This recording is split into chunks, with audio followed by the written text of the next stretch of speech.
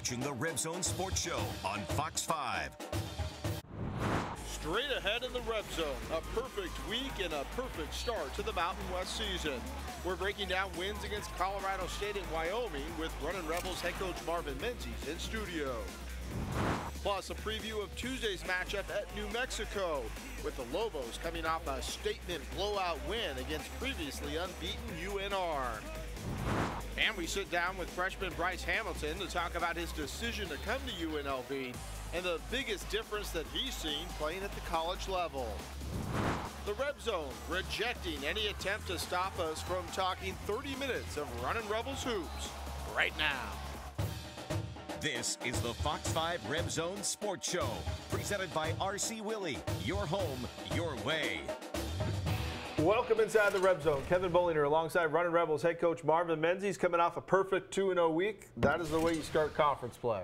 I love that word, perfect.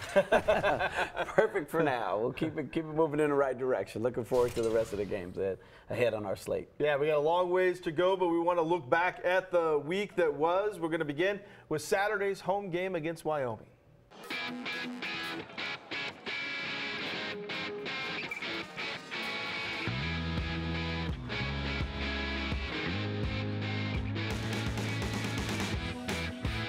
Wyoming in the Thomas and Mack for a Saturday night showdown. It was back and forth early. Chris Clyburn hit an early three, but Justin James would counter with the drive and going high off the glass for the bucket. Then watch the sweet feed from Noah Rabotham to Joel Tombwe. He gets the hoop and the harm. On the other end, Hunter Thompson beat the shot clock with a triple. But Tombwe heated up and hit back-to-back buckets to keep UNLV in it. James went up for a dunk, but Mbake Jong was there for the rejection. And Trey Woodbury banked in a three. That was followed by Tervel Beck knocking down a baseline jumper, and Tombwe picking up another deuce to give the Rebs a three-point lead. Thompson would hit back-to-back triples to give Wyoming the lead back. Then James feeds the big man down low for the inside hoop. Wyoming led 32-30 at the break.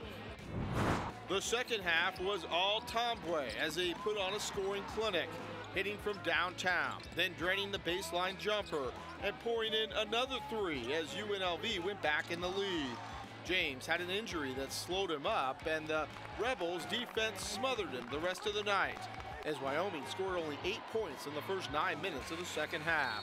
The UNLV offense continued to open up. Amari Hardy hit a trifecta. Tombwe gets a turnaround jumper to go, and Bryce Hamilton got on the board with a triple as the lead opened up to double digits. The D starts transition. The steal by Hardy. He takes it the other way and lobs to Tombwe for two. Rabotham would cap the night off with a triple. The Rebels shut down Wyoming in the second half, limiting them to just 24 points. Tombwe poured in 31 as UNLV pulls away and wins 68-56. Honestly, my teammate just told me to just keep shooting and keep it simple. And that's all I did. I just went out there and just played with confidence, and I made pretty much all my shot. The last bullet point for pre-game talk was 2006.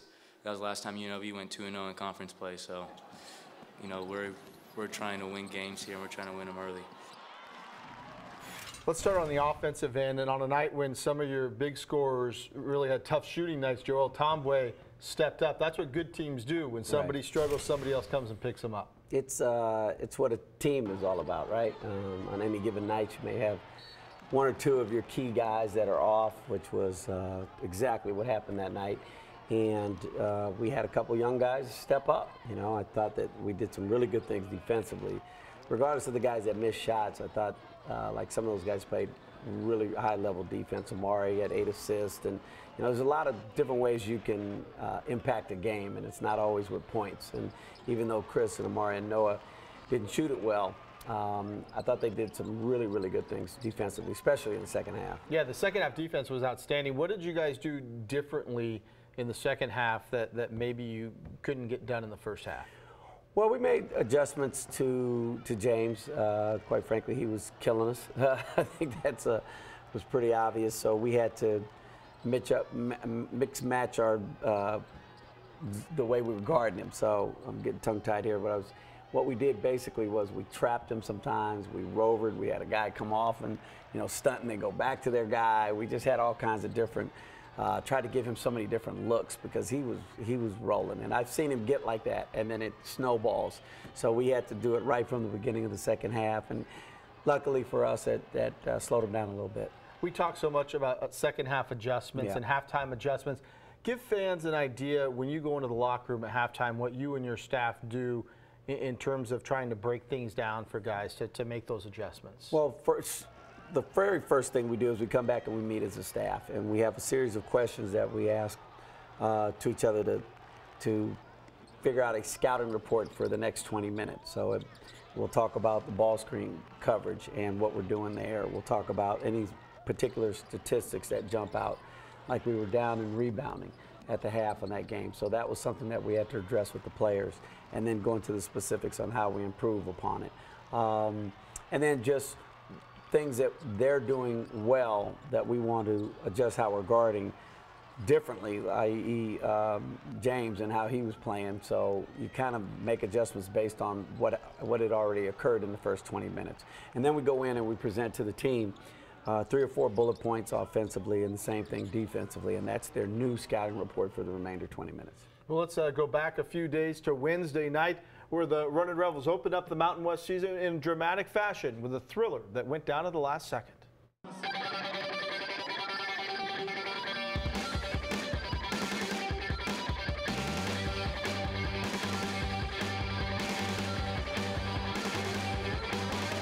Conference play kicked off with Colorado State in town.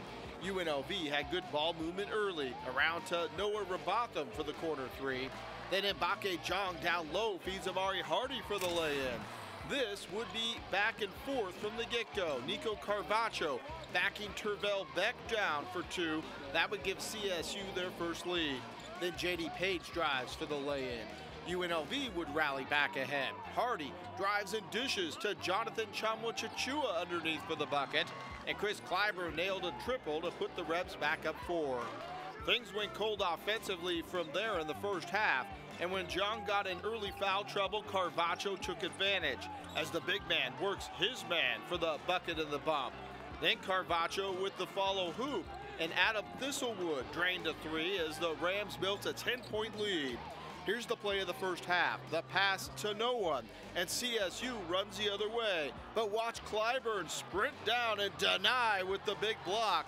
Nonetheless, 25% shooting in the first 20 minutes and 18 points from Carvacho put the Rebels at a hole at the half, 43-36. UNLV chipped away. Off the turnover, Hardy pushes and passes to Clyburn, and he throws it down. Then Joel Tomboy runs the lane. He gets the hoop and the harm. And Tomboy nailed back-to-back 3s as this was set up to be a barn burner. Page would answer with a triple for Colorado State. And Clyburn comes back with a coast-to-coast lay-in. Under 5 to go. Jong gets his first points of the game with this baseline bucket. Tomboy gets one in the lane, and Hardy knocks down a trifecta.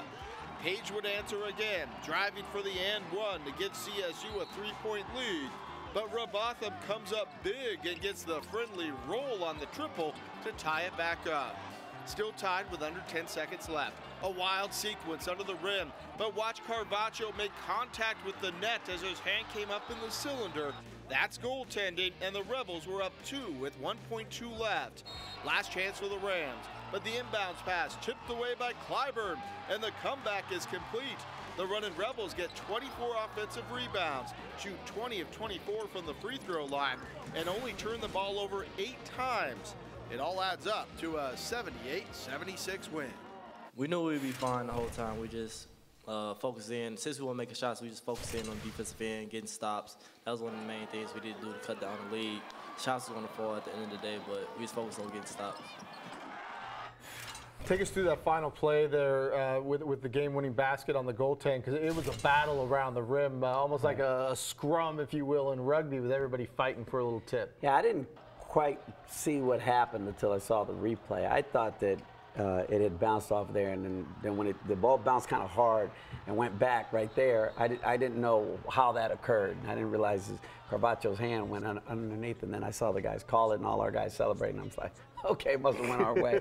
I'm glad Chris was so confident. He said, we knew we had it all the way. I'm like thinking, I wish somebody would have told me. I had no clue. So, but it was good. They showed some heart and they kept fighting. And that's one thing I really like about this team is that they're very strong-minded and strong-willed. They regardless of the score, they kept hanging in there and hanging in there and hanging around. And then we got to play to go our way late. You have Shakur Houston and Checkman and Dembele out, so you're going to have to go small ball. And this was the first game where you actually had JTT and Jong not on the court at the same time because you kind of rotated them out. How's that changing what your philosophy was maybe going into the season when you have more bodies with what you're going to do moving forward? Well, you got a couple hours. There's a lot that's changed. Obviously, we're playing Joel at the 4 now, and he hasn't got a lot of reps there. He was playing mostly 3, so defensively there's some learning that he has to have in that area. Then on the defensive side and offensive side as well, it's given an opportunity to other guys. Is quite frankly is what's happening. There's Nunu Travell has been taking care of his business. So fortunately for him, individually, that there's some opportunity there. Now he's just got to do the things he can do to help us win. So, but I think at the end of the day, it's another opportunity for guys to get on the floor and get real game time experience. I mean, it's one thing to play 1 or 2 minutes at the pit. It's another to play 15 or 20 minutes at the pit and get real experience of what it's like in a big time college atmosphere. Division I basketball is. A lot of these guys have never seen it, so we've got a taste at some of the non-conference games. The Illinois game was a good arena. Hawaii was another good opportunity to get the road feel, but they haven't seen anything like this, so this will be another opportunity for them. With the limited big men for Mbake Jong, it's imperative that he stay out of foul trouble. How do you ride that fine line with him to make sure that he's still aggressive, but doesn't pick up those ticky-tack fouls that's going to get him maybe 2 quick ones? It's part of his maturation is going to be playing time, to go through those real experiences and learn, because it's one thing that you can't duplicate.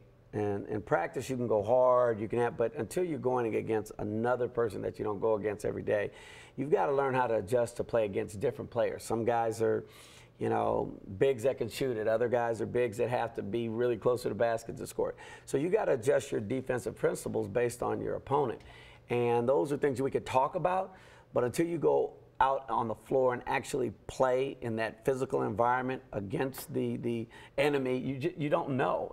And so it's just going to be a process for them. So that's one of the things that's an advantage for us right now, is that we're getting great experience for our youth. I mean, somebody told me the other day we were 30th youngest team in the country.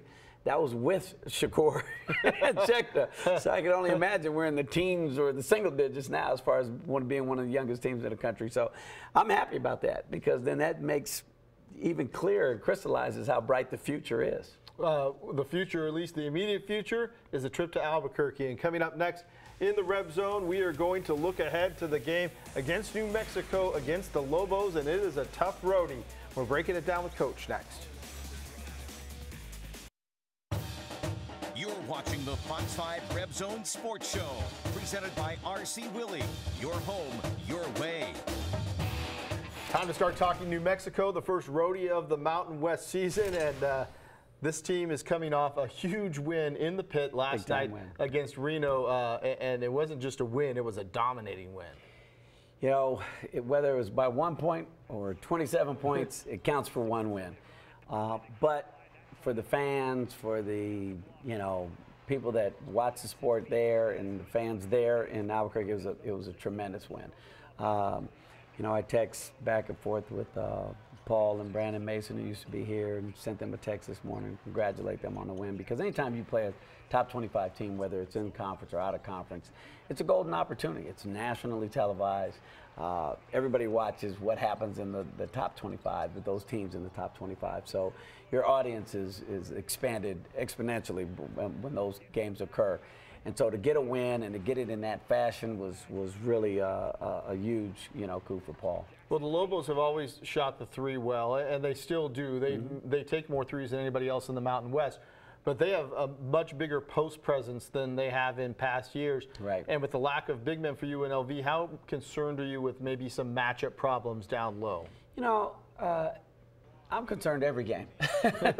Not necessarily for matchup problems, but just for my guys to go out and get better. It really is about improvement for us.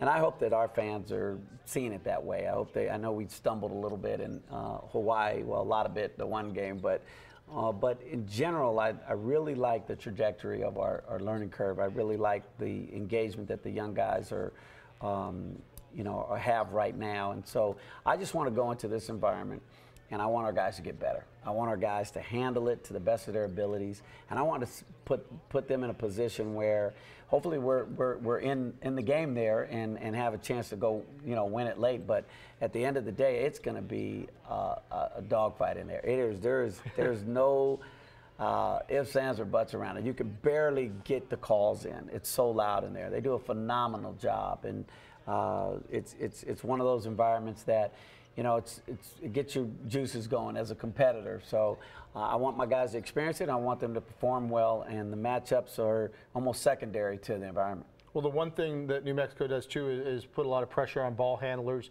up and down the court. But your ball handlers have all been and played in the pit, except I guess Noah Robotham has not. Right. But the fact that Amari has, that Clyburn has been in that environment, and Noah maybe in some smaller gyms from when he was at Akron. Right. Is that to have the veteran people handling the ball there? How much is that a benefit for you guys? Well, I guess we'll see, won't we? But it does, allude to the overall paradigm that we have in place, which is, getting old and staying old. So hopefully those guys will be able to perform better than if they were freshmen, and they're able to share that information with those guys in the locker room, and this is what you need to do, and you guys really need to look at me and and communicate face to face, because sometimes I can't hear you. You may think I heard you, but I didn't hear you. So there's a lot of subtle nuances with hand signals and calls and different things that you have to use in this type of game where you don't necessarily need in other games. So there's a lot of factors that go into being able to handle that environment.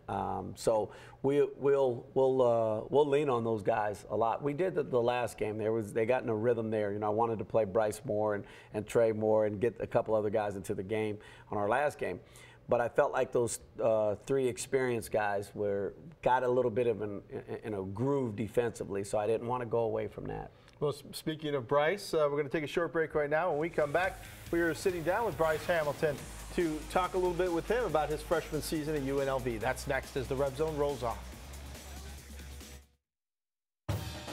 You're watching the Fox 5 RebZone Sports Show, presented by RC Willey. Your home, your way. We all know UNLV has a young roster, and it's a talented one. A player that has stood out in the first half of the season, freshman guard Bryce Hamilton, who had a connection with the city and the coaching staff right away.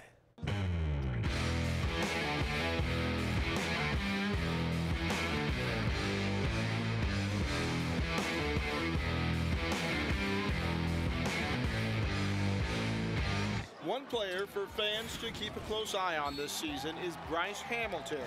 The 6'4" guard from Pasadena was heavily recruited out of high school and chose UNLV over Power 5 schools like Ohio State, Arizona State, Utah, and Colorado. Hamilton says he knew he wanted to play at UNLV during his visit. It just felt like the best fit, it felt like home. When I took my visit here, coaching staff was great. Being around the team just felt good, so it just felt comfortable. Hamilton says after listening to pitches from coaches during the recruiting process, he was drawn to the fact that Marvin Menzies was genuine. Some coaches like to sugarcoat everything, but Menzies is real and straight up with me, and didn't sugarcoat anything. So what he told me is what, you know, pretty much what I have. And what he has is significant minutes to show what he can do on the court, and Hamilton has shown some flashes of brilliance. But he admits that the college game is a big jump up from high school and AAU ball, especially on the defensive side of things. The defense is way more intensity. You know, high school you just, you know, you don't really got to play that much defense. Defense here in college is just a big difference. It's talking. You got to communicate and do all that other stuff, and which makes it real tough. Hamilton says he's a pretty good cook, but doesn't have time to do it much. If he does have some spare time, he'll squeeze in some gaming or get some extra sleep. One thing he has done is fall in love with Las Vegas, a city he played in a lot growing up, but living here has made him like it even more. I used to always love coming to Vegas, you know, just like the lights and all that, the strip. Used to just like be real into it. It's a great city. I wouldn't actually mind living here later in my life.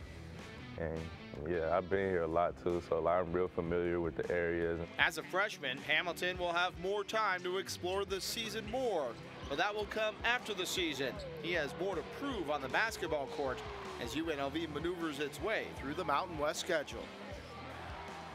We're back to wrap up the Red Zone right after this. You're watching the Fox 5 RebZone Sports Show, presented by RC Willey. Your home, your way. All right, Coach, good luck this week. Tuesday night, 8 o'clock Las Vegas time tip for the game at New Mexico. We'll be there, and we'll break it down for you next Sunday. Thanks for joining us for this one. We leave you with the Runnin' Rebel Plays of the Week. Good night.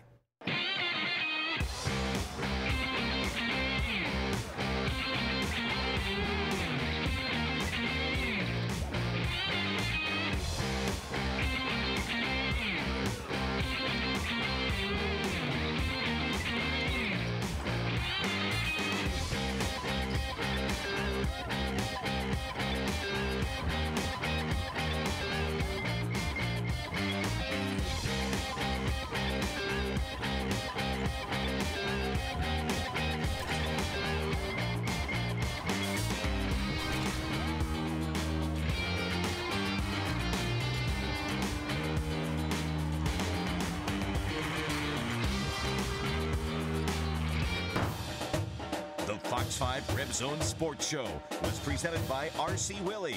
Your home, your way.